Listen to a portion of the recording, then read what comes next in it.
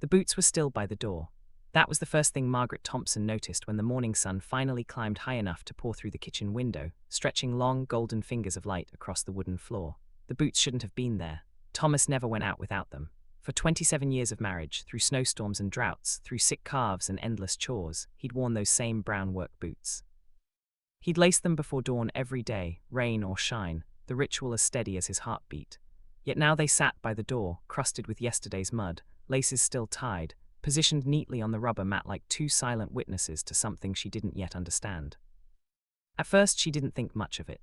Thomas was an early riser, always had been, especially during calving season when the night stretched long and sleep came in short, fractured bursts.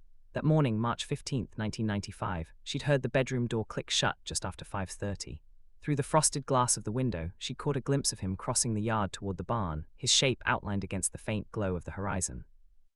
His breath hung in the cold air like smoke, his flannel jacket pulled tight against the bitter Montana wind.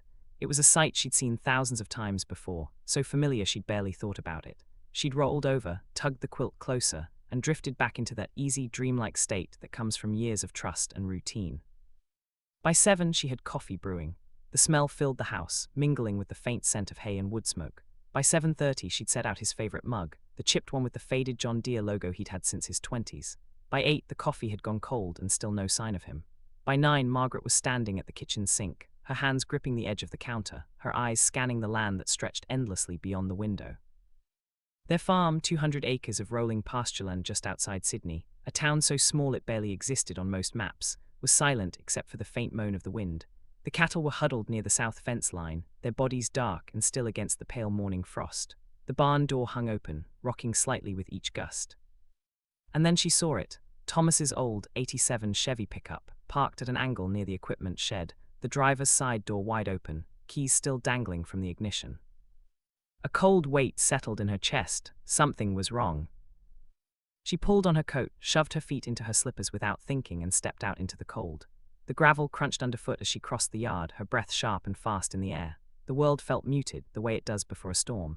When she reached the truck, she stopped. The engine was cold. The keys swung gently, catching the morning light in their motion. On the bench seat lay his leather gloves, the same worn pair he used every day, the ones he refused to replace. They looked as if he'd just taken them off mid-thought, fingers still curled in the shape of his hands. The radio was tuned to his usual AM station, farm reports, cattle prices, weather forecasts. Everything looked ordinary, but nothing felt right. Silence around her deepened, thickened. Margaret stood there staring into the cab of the truck, waiting for some small, reasonable explanation to surface, some memory she'd forgotten, some errand he might have mentioned.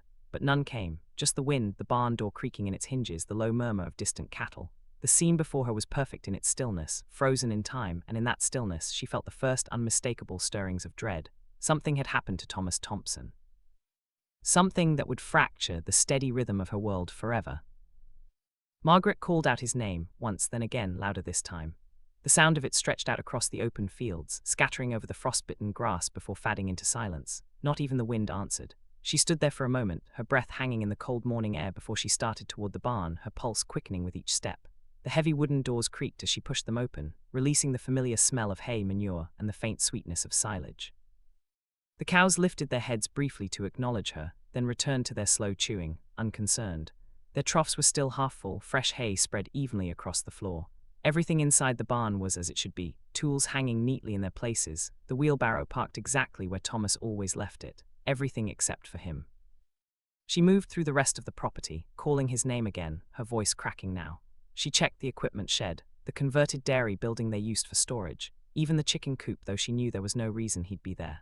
Each place offered the same cold silence. She walked along the fence line closest to the house, scanning the distant tree line that framed the edge of their land like a boundary between the known and the unknowable. But there was nothing, no sign of movement, no footprints in the dirt, no tire tracks other than the ones she and Thomas had made days before. By the time she returned to the house, the sun had climbed higher, glaring off the kitchen window. Margaret stood there, her reflection ghosted in the glass, the phone on the wall suddenly seeming like the only thing tethering her to sense. Her hands shook as she lifted the receiver, dialing the Richland County Sheriff's office with the deliberate, mechanical precision of someone who knew that once she made the call, everything would change. Deputy Frank Mueller arrived 40 minutes later, his patrol car kicking up a long ribbon of dust as it wound down the gravel driveway. When he stepped out, Margaret felt a strange mixture of relief and dread. She knew him well, everyone in Sidney did. Frank was the kind of man who carried the small-town familiarity of a neighbor and the quiet gravity of someone who'd seen too much. He and Thomas had fought the same fires on volunteer shifts, shared beers after long days at the feed store, watched each other's children grow up. But when their eyes met on the porch that morning, Margaret saw something in his expression that froze her, something faint, cautious, but unmistakable. Not alarm, not urgency, recognition. The kind of look a man gets when he already knows the ending of the story you're just beginning to tell. He stood in the driveway for a long moment, surveying the land with the measured gaze of someone who'd searched too many pastures for too many missing people. The air between them was still, the only sound the rustle of dry grass and the distant call of a crow. Then he turned to her, his voice low and steady, asking her to go over the morning again. Step by step, she did, every detail. From the sound of the door closing at dawn to the moment she'd found his truck sitting open by the shed. Her voice was calm at first, almost detached, but her hands betrayed her, trembling as she spoke. Mueller listened without interruption, scribbling notes in his small spiral notebook, his handwriting neat, compact, methodical. When she finished, he paused, looking up at her. Has he seemed different lately? Upset? Any arguments between you two? Any reason he might have wanted to leave for a while? The words landed like an insult. Margaret's answer was sharp and immediate. Thomas didn't leave, she said, her voice steady now with something fierce beneath it. He didn't run. My husband isn't the kind of man who disappears. He's the kind of man who gets up before sunrise, checks on his herd, pays his bills on time, and worries about the weather more than his own health. He was born here, Frank. This land is in his blood. He inherited this farm from his father, and he's been planning to pass it down to our son Michael once he finishes college in Bozeman. He wouldn't just walk away. Mueller nodded, jotting something down, though she could tell his mind was already turning elsewhere. In his years on the force, he'd learned that no one was ever as predictable as they seemed, that people could carry whole hidden lives beneath the surface of routine. But he didn't say that to her. Instead, he gave a quiet, professional nod and stepped outside to radio for backup. Within an hour, 2 more deputies arrived, followed shortly after by Sheriff Howard Brennan. Brennan was nearing retirement, his bulk moving with deliberate slowness, the way a man does when he knows packing is half the job. His face was lined and weathered, his expression unreadable as he took in the scene, the empty truck, the open barn, the untouched boots by the door. The air seemed to tighten as the 3 men stood together, their murmured conversation carried off by the wind. Margaret watched from the porch, her arms wrapped around herself. The morning light had shifted, colder now, harsher.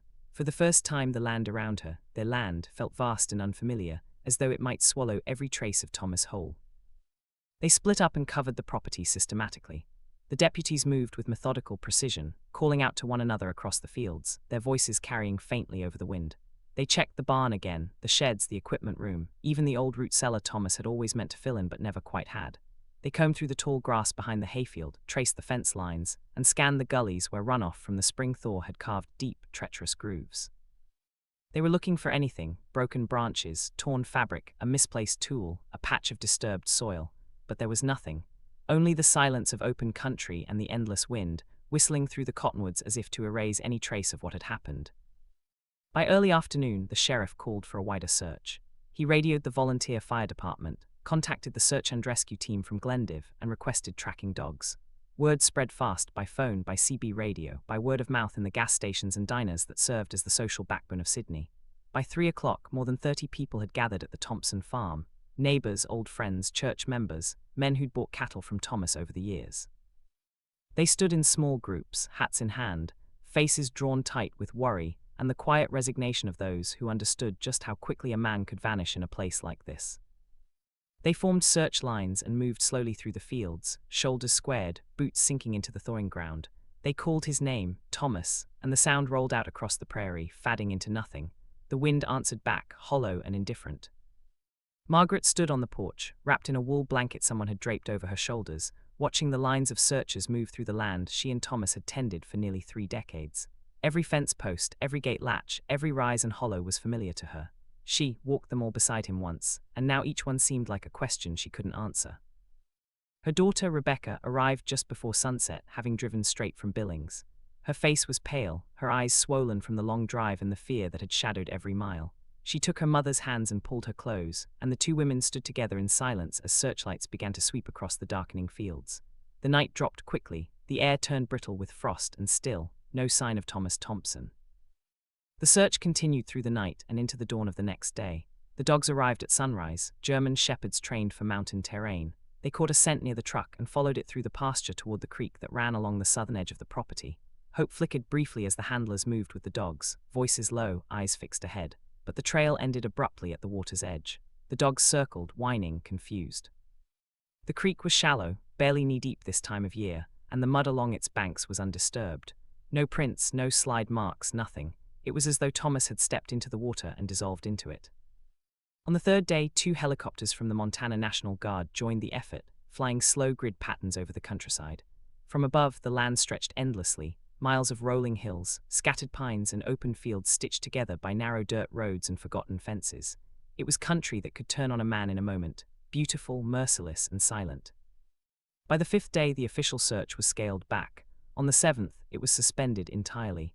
Sheriff Brennan came to the farmhouse that evening, his hat in his hands, and told Margaret what she already knew but couldn't accept. "We've done everything we can," he said quietly. "We've covered every reasonable mile. If Thomas was out there, if he'd had an accident or lost his bearings, we'd have found him by now." He didn't have to say the rest. Either Thomas had left on his own, or something had happened that left no trace. Margaret refused both possibilities. She organized her own searches with friends, family, and anyone who still believed there was something to find.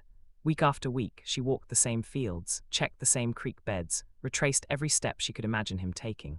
She walked until the grass grew high again and the light changed and still found nothing. As spring turned to summer, the search faded, the volunteers stopped coming, and the only thing that grew on the Thompson farm was the silence, a silence so heavy it seemed to hum through the walls of the house and settle in her bones. The volunteers came from everywhere, from the grain elevator where Thomas bought feed every month, from the Methodist church on Elm Street, where the Thompsons sat in the third pew every Sunday, from the auction yard in Glendive where Thomas had sold cattle for 3 decades. They came in pickup trucks and ATVs, carrying thermoses of coffee and handheld radios, their faces grim with the understanding that time was working against them. March in Montana meant temperatures that could drop below freezing at night, and a man exposed to the elements without shelter wouldn't last long.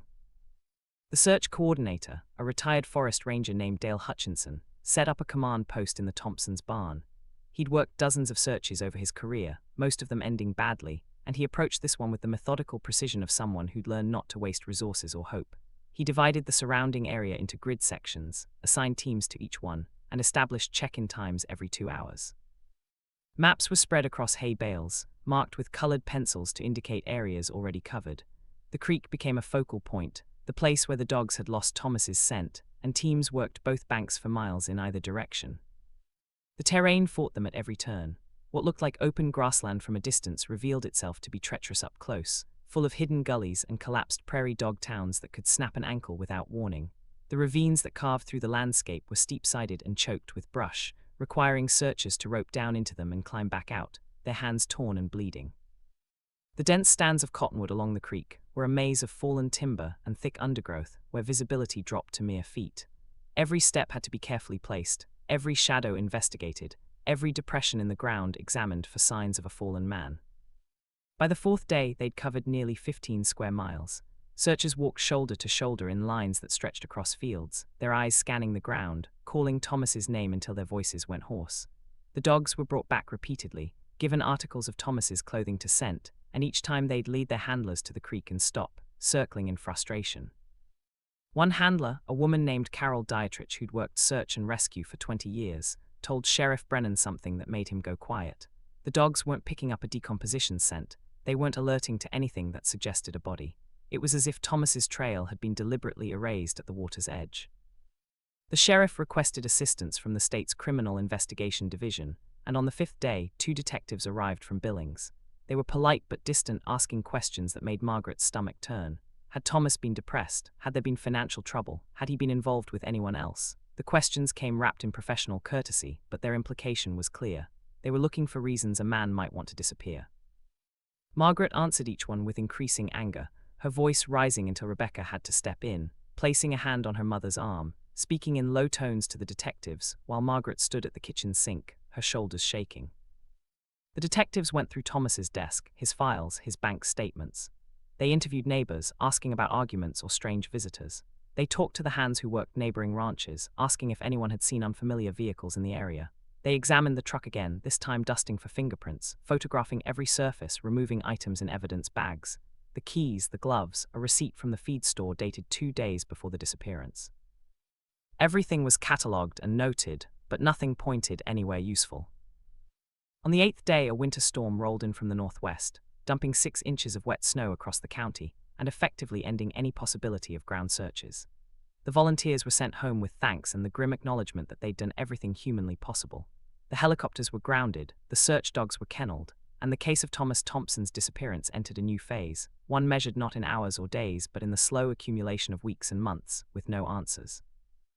The rumours started almost immediately after the official search ended, spreading through Sidney with the speed and venom that only a small town could generate. At the corner cafe where ranchers gathered for breakfast, voices dropped to whispers when Margaret Thompson's name was mentioned.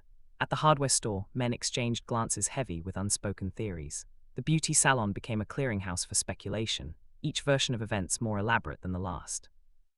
In the absence of facts, people filled the void with imagination, and most of it was cruel.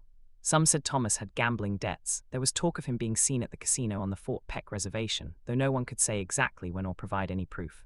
Others whispered about a woman in Williston, a cocktail waitress half his age who supposedly had written him letters. The letters were never produced, the woman never named, but the story took on a life of its own. A farmer who'd lost a property dispute with Thomas 5 years earlier suddenly found himself the subject of dark speculation. His name was passed around as someone who might have wanted revenge. The man had to stand up in church and swear before the congregation that he'd been in North Dakota the day Thomas vanished, had receipts and witnesses to prove it, but the damage was done. Detective Sarah Donnelly from the State Criminal Investigation Division spent 3 weeks in Sidney, and what she uncovered was a portrait of a man whose life appeared frustratingly ordinary. Thomas Thompson paid his bills on time. His bank account showed no unusual withdrawals or deposits. His credit cards were used for feed, fuel, and the occasional meal in town. There were no secret accounts, no hidden assets, no paper trail suggesting a man planning to disappear. His medical records showed he was in good health. Aside from the arthritis common to men who'd spent their lives doing physical labor, there was no history of mental illness, no prescription medications beyond over-the-counter pain relievers. Donnelly interviewed more than 40 people, and the picture that emerged was consistent. Thomas was quiet, reliable, sometimes stubborn, but fundamentally decent. He coached Little League when his kids were young, served on the county fair board, helped neighbors with haying when their equipment broke down. When old Harold Fisher had a heart attack during harvest, Thomas and 3 other ranchers had brought in Harold's crop without being asked. This wasn't a man who inspired hatred or had enemies lurking in the shadows. But the detective also uncovered fractures, small cracks in the foundation that might mean something or might mean nothing. Thomas and his business partner in a failed cattle feeding operation had parted ways 18 months before the disappearance. The partnership had dissolved after they'd lost money on a bad market, and while the split had been documented legally and appeared amicable on paper, Donnelly learned there had been disagreements. The partner, a man named Vernon Walsh who owned a ranch 12 miles west of the Thompson property, had wanted to sell out earlier. Thomas had insisted they wait for prices to recover. They'd lost another $20,000 before finally liquidating. Donnelly interviewed Walsh twice. The first time he was cooperative, even sympathetic. He'd been part of the search effort, had spent 2 full days walking fence lines and checking abandoned buildings on his own property.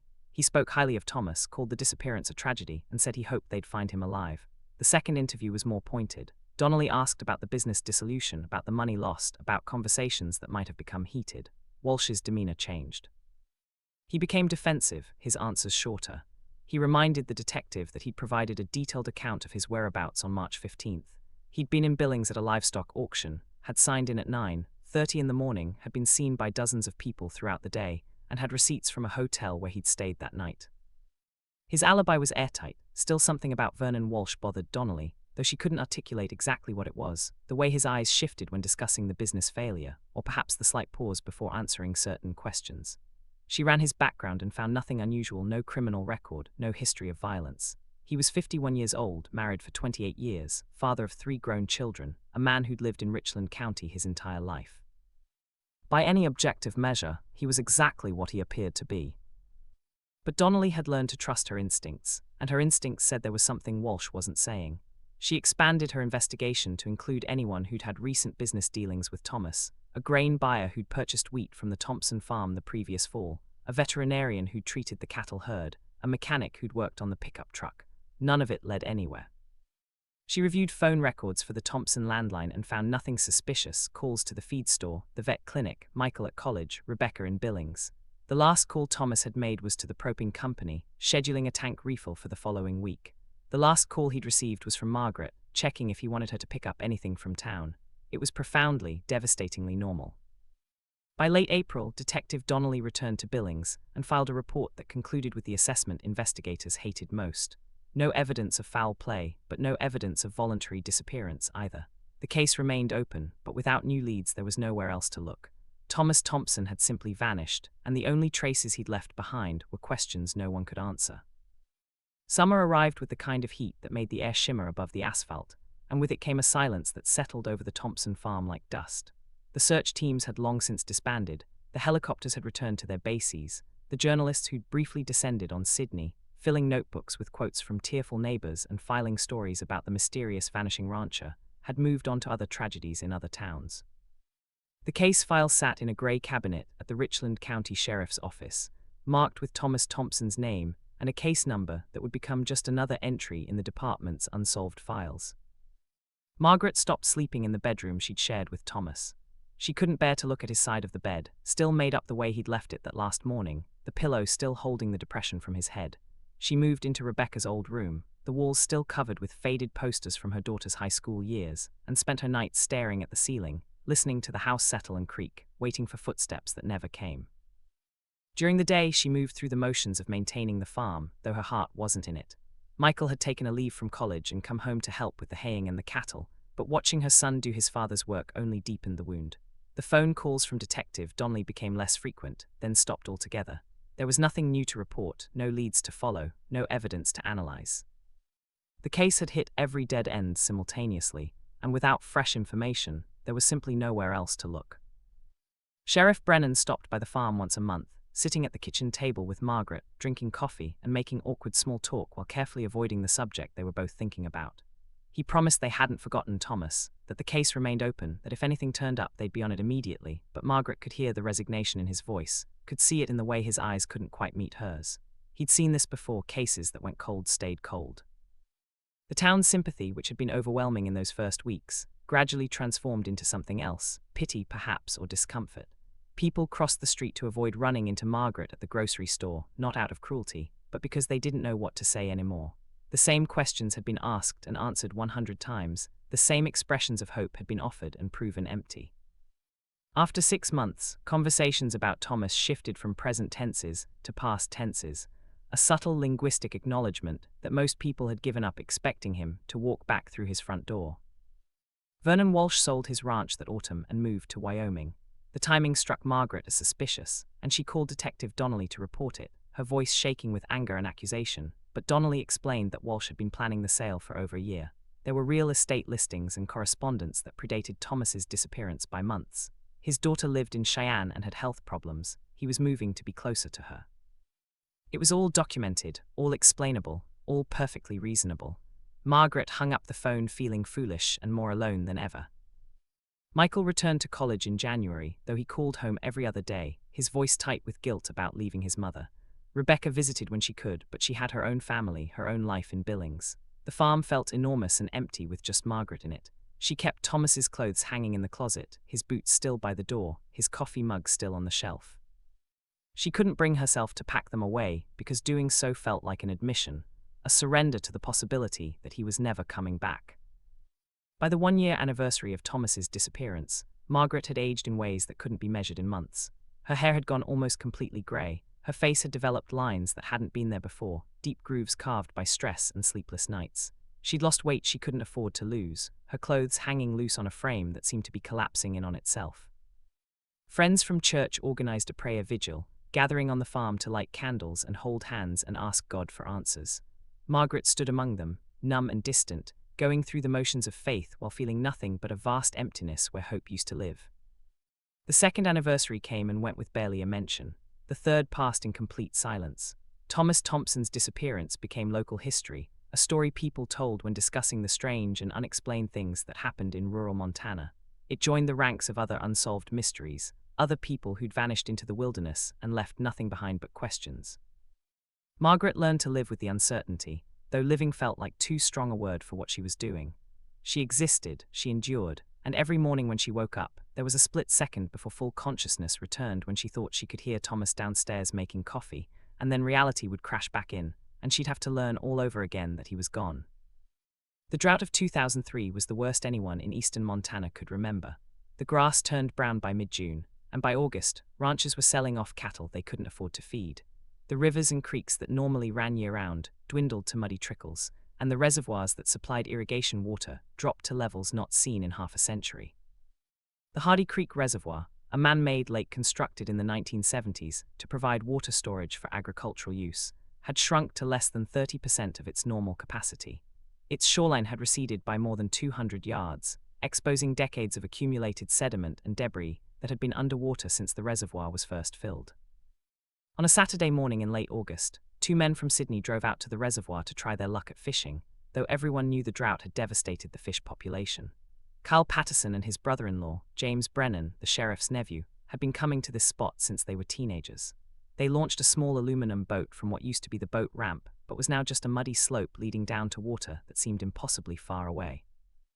They motored slowly across the diminished lake, their engines stirring up clouds of silt, looking for any deeper channels where fish might still be holding.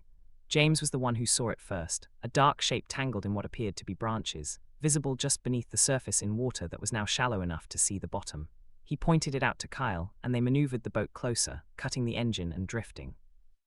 At first they thought it was a deer carcass, something that had fallen into the reservoir years ago and gotten caught in submerged timber, but as they got closer, as the shape became clearer through the murky water, James felt his stomach drop.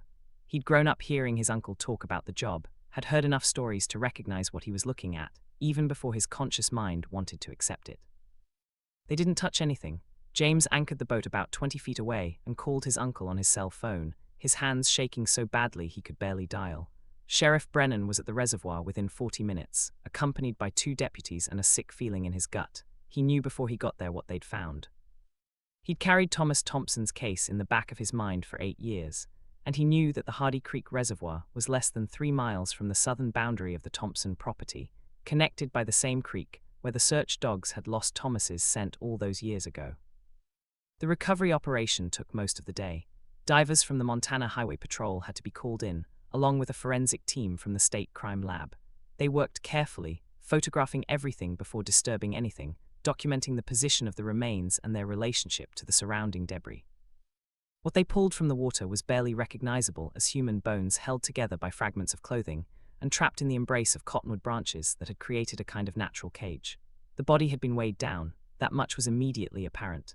A section of heavy chain was wrapped around what remained of the torso, attached to a piece of concrete block that had kept the remains anchored to the reservoir bottom for nearly a decade. Sheriff Brennan stood on the shore, watching the recovery team work, and felt the weight of every year that had passed since Thomas Thompson walked out of his house and never came back. This was no accident. This was no case of a man getting lost and dying of exposure. This was murder, deliberate and premeditated. And the realization brought with it a sickening certainty that someone in his county had killed Thomas Thompson and hidden his body in a place where it might never have been found if not for a historic drought. The preliminary identification was made through dental records, rushed through because Margaret Thompson deserved to know, even though the knowing would destroy what little piece she'd managed to construct over the years. Sheriff Brennan drove to the farm himself, unable to delegate this notification to anyone else. He found Margaret in the garden, pulling weeds from around her tomato plants, her hands covered in dirt. When she saw his patrol car coming up the driveway, she stood slowly, and he could see in her face that she already knew somehow. She already knew. He told her as gently as he could, but there was no gentle way to say it. They'd found Thomas. They'd found him in the Hardy Creek Reservoir. They believed he'd been murdered. He watched her face as he spoke, watched the color drain from it, watched her legs give out so that she had to sit down hard on the ground right there in the garden. She didn't cry. She just sat there with dirt on her hands and stared at nothing. And Brennan thought it was the most devastating thing he'd ever witnessed. The autopsy would take weeks, but even the preliminary examination revealed evidence of trauma. The skull showed fractures consistent with blunt force impact. There were no defensive wounds visible on the remaining bone structure, suggesting Thomas had been struck from behind, possibly never seeing his attacker. The manner of death was officially ruled homicide. After 8 years of uncertainty, the case of Thomas Thompson's disappearance had become a murder investigation. and every assumption, every theory, every cleared suspect from 1995 suddenly had to be reconsidered. Someone had killed Thomas Thompson, had weighted his body and dumped it in the reservoir, and had lived free in Richland County for 8 years, while Margaret Thompson slowly died inside from not knowing. That person was still out there, still walking the same streets, still breathing the same air. And Sheriff Howard Brennan, now 68 years old and 2 months from retirement, was determined to find them. The Montana State Crime Lab in Missoula had changed dramatically in the 8 years since Thomas Thompson first disappeared. What had once been a modest facility with limited capabilities had expanded into a modern forensic center, equipped with technology that would have seemed like science fiction in 1995. DNA analysis that once took months could now be completed in weeks. Digital databases allowed for cross-referencing evidence against thousands of known samples. Forensic anthropologists could extract information from bones that earlier generations of investigators could only guess at. And all of this new capability was about to be brought to bear on evidence that had been sitting in storage, waiting for a body that everyone had stopped believing would ever be found. Detective Linda Morrison arrived in Sidney 3 days after the remains were recovered from Hardy Creek Reservoir. She was 42 years old, a specialist in cold case homicides with the Montana Department of Justice, and she'd spent the previous 2 years working exclusively on cases that had gone unsolved for a decade or more. She'd learned that old cases required a different kind of patience than fresh investigations. The witnesses had scattered or died, the crime scenes had been disturbed or destroyed, the evidence had degraded. But she'd also learned that time could be an investigator's ally. People who'd been too frightened to talk in 1995 might be willing to speak now. Technology that hadn't existed then could unlock secrets hidden in biological samples. And most importantly, killers who thought they'd gotten away with murder often grew complacent, made mistakes, or simply couldn't resist talking about what they'd done. Morrison set up in a borrowed office at the sheriff's department and spent her first week reviewing every document from the original investigation. She read Detective Donnelly's reports line by line, studying the interviews, the timeline reconstructions, the witness statements. She reviewed the photographs of Thomas Thompson's truck, noting the position of the keys, the gloves on the seat, the radio dial. She examined the maps showing where search teams had covered, where the dogs had tracked, where the scent had disappeared at the creek.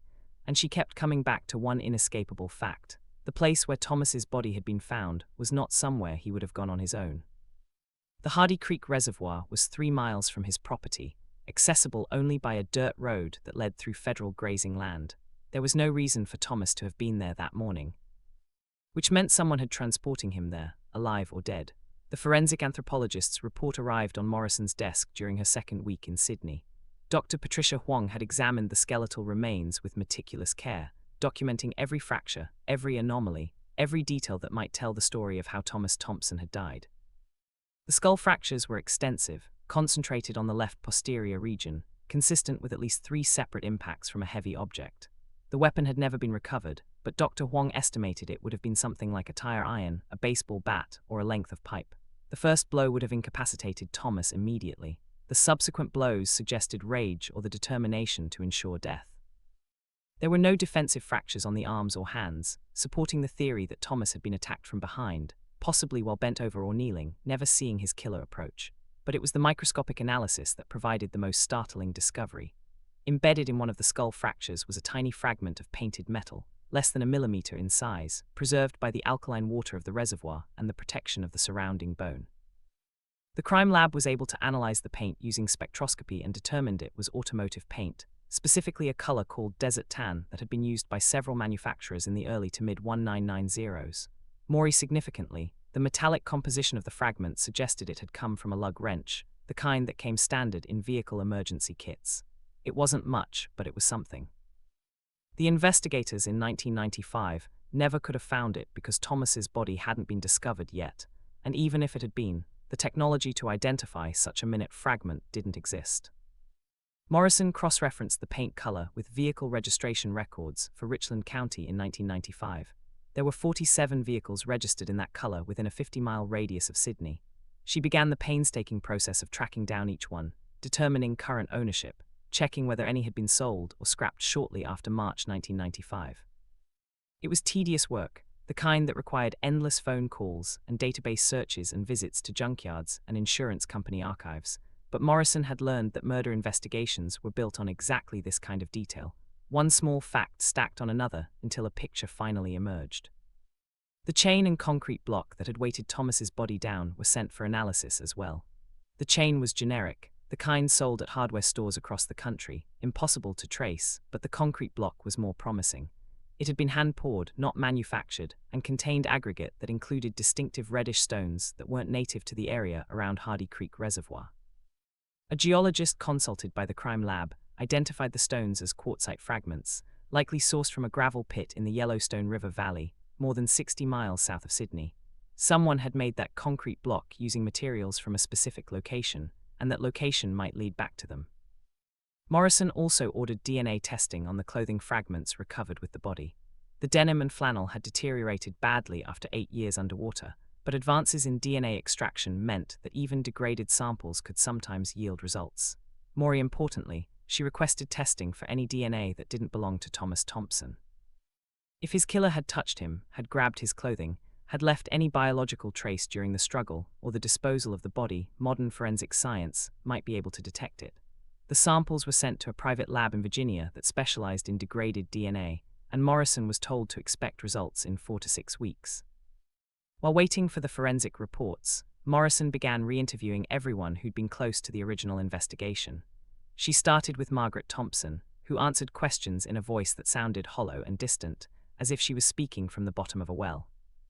Morrison learned details that hadn't made it into the original reports, small things Thomas had mentioned in the days before his death, that someone had been on their property, had found tire tracks near the back fence line that shouldn't have been there. He'd planned to check the fence that week to see if someone had been cutting through their land. Margaret hadn't thought much of it at the time, and in the chaos after Thomas's disappearance, she'd forgotten to mention it. Now, 8 years later, it might mean everything or nothing, but Morrison noted it carefully and added it to the growing constellation of facts that surrounded Thomas Thompson's murder. The anonymous call came into the sheriff's office on a Tuesday morning in late September, 3 weeks after Detective Morrison had begun re-interviewing witnesses. The caller refused to identify themselves, speaking quickly in a voice that sounded strained and frightened. The dispatcher who took the call almost dismissed it as a crank, but something in the urgency of the words made her record the information and pass it directly to Morrison. The caller had said they knew something about Thomas Thompson's murder, something they'd been too afraid to say in 1995, and they said that if Morrison wanted to know the truth, she should look more carefully at Vernon Walsh. Morrison had already planned to re-interview Walsh. He'd been one of Detective Donnelly's persons of interest 8 years earlier, though his alibi for the day of Thomas's disappearance had been solid. But the failed business partnership, the money lost, and the timing of his move to Wyoming had always nagged at investigators. Now, with the case officially a homicide and new forensic evidence emerging, Morrison wanted to hear Walsh's story again. The anonymous call simply moved him to the top of her list. She found him in Cheyenne, living in a modest ranch house on the eastern edge of the city. He was 59 now, grayer and heavier than in the photographs from 1995, and when he opened the door and saw Morrison's credentials, something flickered across his face too quickly to read. He invited her in with apparent cooperation, offered coffee, and settled into a recliner in his living room with the kind of forced casualness that Morrison had seen 1,000 times in people who were working very hard to appear unconcerned. She started with easy questions, letting him relax, asking about his daughter's health and his adjustment to Wyoming. Then she shifted gears. Walsh's version of events hadn't changed in 8 years. He'd been in Billings at a livestock auction on March 15, 1995, had arrived around 9:30 in the morning and had stayed through the afternoon sales. He'd spent the night at a motel and driven back to Sidney the following day. He had receipts. He had witnesses. He had a paper trail that put him over 200 miles away when Thomas Thompson was presumably killed. Morrison listened without interrupting, taking notes, watching his body language. Then she asked him about something that hadn't been explored thoroughly in the original investigation. Who else knew he was going to be in Billings that day? The question seemed to catch Walsh off guard. He paused, his eyes narrowing slightly, and Morrison could see him thinking through the implications before answering. His wife had known, obviously. His foreman had known because Walsh had asked him to handle the ranch operations while he was gone, and he'd mentioned it to a few people in town. Nothing unusual, just casual conversation about needing to check out some bulls at the auction. Morrison pressed for specific names, and Walsh provided them, but there was a hesitation in his voice now, a weariness that hadn't been there moments before. Then Morrison asked about Thomas Thompson directly.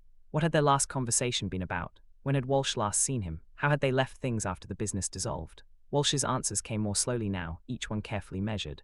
They'd spoken maybe 2 weeks before Thomas disappeared, just a chance encounter at the feed store. It had been cordial, nothing significant. The business dissolution had been handled professionally. Lawyers, accountants signed documents. There had been disagreements about strategy, sure, but nothing that rose to the level of actual conflict. They'd both lost money. That's just how business went sometimes. He'd been sorry to hear about Thomas's disappearance, had participated in the search, had hoped they'd find him alive. Morrison let the silence stretch after Walsh finished talking. It was an old interviewer's trick, letting the quiet become uncomfortable until the subject felt compelled to fill it. And Walsh did, adding unprompted that he'd understood why Detective Donnelly had looked at him closely back in 1995, that he'd harbored no hard feelings about being investigated, that he'd wanted to help in any way he could. The more he talked, the more Morrison's instincts told her there was something beneath the surface of his words, something he was working to keep hidden. She shifted tactics again, asking about the week following Thomas's disappearance. What had Walsh done during that time? Who had he talked to? Had anyone contacted him with questions or concerns? Walsh said he'd helped with the search effort for 2 days, then returned to his ranch because someone had to keep working. His foreman could verify that, his wife could verify that. Everything had been normal, or as normal as it could be given that his former partner had vanished without a trace. Morrison asked if he'd been back to the Thompson property since then. Walsh said no, he hadn't. There'd been no reason to go there, and it would have felt inappropriate given the circumstances. After 90 minutes, Morrison thanked Walsh for his time and left, but she didn't drive away immediately. She sat in her vehicle across the street, reviewing her notes and thinking about the interview. Walsh's alibi for March 15th was still solid. She'd already verified it independently, speaking to auction house employees and reviewing security footage that showed Walsh entering the facility at 9:27 in the morning and not leaving until after 4 in the afternoon. But alibi or not, Morrison's experience told her that Vernon Walsh was hiding something. The way he'd paused before certain answers, the way his eyes had shifted when discussing his last conversation with Thomas, the way he'd volunteered information that hadn't been asked for, as if trying to steer the conversation away from topics he didn't want explored. Back in Sidney, Morrison began pulling every record she could find related to Vernon Walsh: bank statements, phone records, vehicle registrations, property transactions. She discovered that Walsh had purchased his Wyoming property 6 months before Thomas Thompson disappeared, which contradicted his earlier claim that the move had been motivated by his daughter's health problems. The daughter's medical issues hadn't begun until 1997, 2 years after Walsh had already bought the Cheyenne house. It was a small inconsistency, possibly meaningless, but Morrison had learned that small inconsistencies were often the threads that unraveled larger lies. She also discovered something that Detective Donnelly had missed in the original investigation, or perhaps hadn't considered significant at the time. Vernon Walsh had a younger brother, Curtis Walsh, who lived on a small property adjacent to Vernon's ranch. Curtis was 46 in 1995, worked sporadically as a ranch hand, and had a criminal record that included 2 DUIs and an assault charge from 1989 that had been pleaded down to disturbing the peace. More significantly, Curtis had no alibi for March 15th.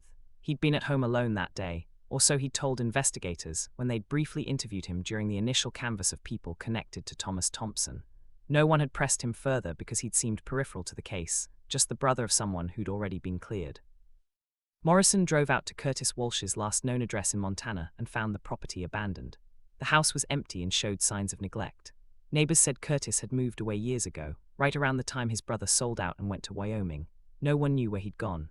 Morrison ran a database search and found that Curtis Walsh had no current address on file, no active driver's license, no vehicle registration, no employment records. For all intents and purposes, he had disappeared, and men who disappeared, Morrison knew, usually had a reason. The DNA results came back on a Thursday morning in early November, delivered in a sealed envelope that Detective Morrison opened with hands that trembled slightly despite her years of experience. The lab in Virginia had managed to extract viable genetic material from the collar of Thomas Thompson's flannel shirt, material that didn't belong to Thomas himself. The profile was partial, degraded by time and water, but sufficient for comparison against known samples. Morrison immediately requested DNA samples from everyone who'd been interviewed in connection with the case, and she made sure Curtis Walsh was at the top of that list. Finding Curtis Walsh took another 3 weeks. Morrison traced him through social security records and employment databases, following a trail that led through temporary jobs and short-term addresses across Wyoming, South Dakota, and finally to a trailer park outside Rapid City. When local police located him, he was working under the table at a lumber yard, living alone, keeping his head down in a way that suggested a man running from something. He agreed to provide a DNA sample without hesitation, even seemed relieved, and Morrison wondered if he'd been carrying the weight of what he knew for 8 years, and was finally ready to set it down. The DNA was a match, not perfect given the degradation of the sample, but strong enough that the state's forensic experts put the probability at better than 99%. Curtis Walsh's genetic material was on Thomas Thompson's clothing, which meant Curtis had been in physical contact with Thomas around the time of his death. Morrison obtained an arrest warrant and flew to Rapid City with 2 deputies from Richland County. They found Curtis at his trailer just before dawn, and when they knocked on the door and identified themselves, he opened it immediately and said 4 words that Morrison had been waiting to hear for months: "I was there that day." The interrogation room at the Rapid City Police Department was small and fluorescent lit, the kind of space designed to make people uncomfortable enough to talk.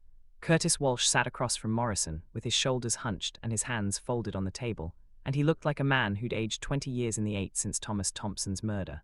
He was 46 years old but could have passed for 60. His face was lined and grey, his eyes carrying the hollow exhaustion of someone who hadn't slept soundly in nearly a decade. Morrison read him his rights, confirmed he understood them, and then she asked him to tell her what happened on March 15, 1995. Curtis started talking and didn't stop for 3 hours. His voice was flat, almost mechanical, as if he were recounting events that had happened to someone else. He said his brother Vernon had called him the night before, had asked him to come to the ranch early the next morning, said there was something important they needed to discuss. Curtis had arrived around 6 and found Vernon agitated and angry, packing in his kitchen and talking about Thomas Thompson in a way that made Curtis nervous. Vernon said Thomas was planning to file a lawsuit over the failed cattle feeding operation, said Thomas had found some kind of irregularity in the books, and was threatening to take Vernon to court for fraud. Curtis didn't know if any of that was true, but he'd never seen his brother so worked up. Vernon had a plan. He told Curtis he knew Thomas's routine, knew he went out to check his cattle every morning at dawn. They would intercept him, would have a conversation, would convince him to let the business dispute go. That's all it was supposed to be, Curtis insisted, just a conversation. But somewhere in Curtis's account, Morrison could hear the lie he'd been telling himself for 8 years, the willful blindness to what his brother had actually intended from the beginning. Men didn't arm themselves with tire irons for conversations. They'd taken Vernon's truck, Curtis said, the one registered in Desert Tan, the one that matched the paint fragment found in Thomas Thompson's skull.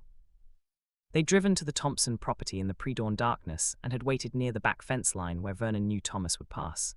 When Thomas came walking through the field, checking the cattle in the early morning cold, Vernon had approached him. Curtis stayed by the truck, far enough away that he couldn't hear what was being said, but he could see the 2 men talking, could see Thomas shaking his head, could see Vernon's posture become more aggressive. Then Vernon had gone back to the truck, had grabbed the lug wrench from the emergency kit, and before Curtis could process what was happening, Vernon had walked back to Thomas and swung the wrench at the back of his head. Curtis said he'd frozen, his brain unable to accept what his eyes were seeing. Thomas had dropped to his knees, blood pouring from his head, and Vernon had hit him again and again. Curtis finally moved, running toward them, shouting for Vernon to stop, but by the time he reached them, Thomas was motionless on the ground, and Vernon was breathing hard, staring at what he'd done with an expression that Curtis described as almost surprised, as if he hadn't fully believed he was capable of murder until it was already accomplished. What followed was a panicked attempt to hide what had happened. Vernon sent Curtis to move Thomas's truck to make it look like he'd left for his morning routine. Curtis drove the truck to the spot where it would later be found, left the keys in the ignition, arranged everything to look normal, then ran back across the fields. Meanwhile, Vernon had used the chain and concrete block he'd brought with him. Items he'd prepared the night before in a way that suggested this had never been about conversation at all. They'd loaded Thomas's body into Vernon's truck, driven to Hardy Creek Reservoir using back roads where they wouldn't be seen, and sunk the body in water that Vernon knew was deep enough to hide it.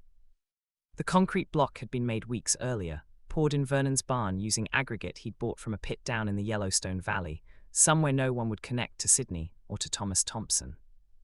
Curtis said he'd wanted to go to the police immediately, but Vernon had convinced him they were both complicit now that Curtis had moved the truck and helped hide the body, that if one of them went down, they'd both go down. Vernon reminded Curtis about his criminal record, told him no one would believe he hadn't been an active participant.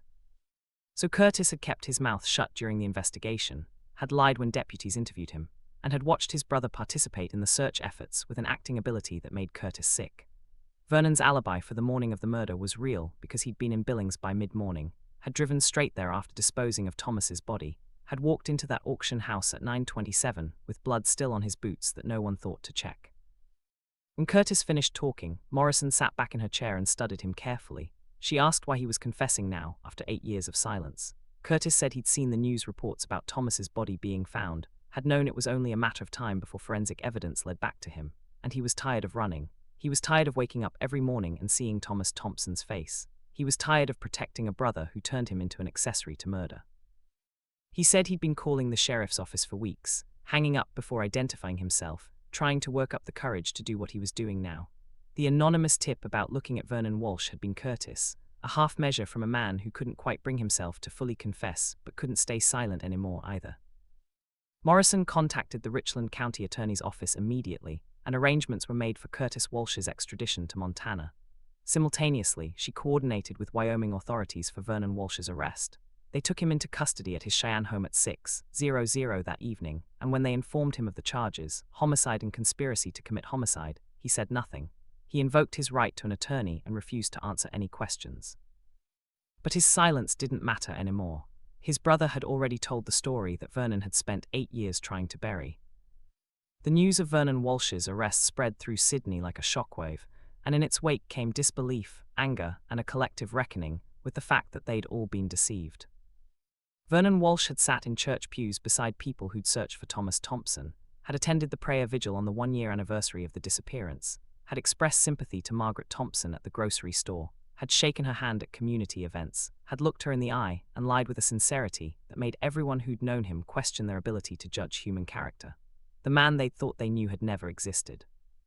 He'd been a performance, a carefully maintained facade that hid something monstrous. Margaret Thompson heard about the arrest from Sheriff Brennan, who drove to her farm for the second time in 3 months to deliver news that would fundamentally alter her understanding of the previous 8 years. She listened without speaking as he explained about Curtis Walsh's confession, about the DNA evidence, about the tire iron and the concrete block, and the premeditated nature of Thomas's murder. When Brennan finished, Margaret asked only one question: why? Why had Vernon killed her husband? Brennan told her what Curtis had said about the threatened lawsuit, about Vernon's fear that Thomas would expose financial irregularities in their dissolved partnership. Margaret sat with that information for a long moment, then said something that Brennan would remember for the rest of his life. Thomas never mentioned any lawsuit. He'd been angry about losing money, but he'd moved on. He'd never said anything about taking Vernon to court. The possibility that Thomas Thompson had died over a threat that existed only in Vernon Walsh's paranoid imagination made the murder somehow worse, transformed it from a crime of desperate self-preservation into an act of senseless violence born from fear and greed, and a willingness to destroy rather than face consequences that might never have materialized. Margaret asked to be alone, and Brennan left her sitting in the same kitchen where she'd waited 8 years for answers that turned out to be more painful than the not knowing had ever been. The trial began in April 2004, held in the Richland County Courthouse with security measures unprecedented for the small jurisdiction. Vernon Walsh pleaded not guilty, and his defense attorney argued that Curtis Walsh was a career criminal with a history of violence who'd acted alone and was now trying to shift blame to his successful, law-abiding brother. But the physical evidence told a different story. The desert tan paint matched Vernon's truck. The concrete block had been made with materials traced to a purchase Vernon had made. Most damning, investigators had found journals in Vernon's Wyoming home, entries dating back to 1994 that detailed his growing resentment toward Thomas Thompson, his conviction that Thomas was trying to destroy him financially, his calculations about how much money he'd lost because of Thomas's stubbornness. The journal stopped abruptly on March 14, 1995, the day before Thomas was murdered, as if Vernon had suddenly realized that written evidence of his state of mind might be problematic. Curtis Walsh testified for the prosecution, spending 2 days on the stand, recounting the events of that morning in exhaustive detail. The defense tore into him on cross-examination, highlighting his criminal record, his admitted role in disposing of the body, his 8 years of silence, but Curtis never wavered from his core account, and the jury seemed to recognize the difference between a weak man manipulated into helping cover up a crime and the man who'd actually committed murder. The medical examiner testified about the skull fractures, about the force required to inflict them, about the impossibility of such injuries being accidental. The forensic experts explained the DNA evidence, the paint analysis, the timeline reconstruction that placed Vernon Walsh at the scene, despite his alibi for later that morning. Margaret Thompson testified on the 4th day of the trial.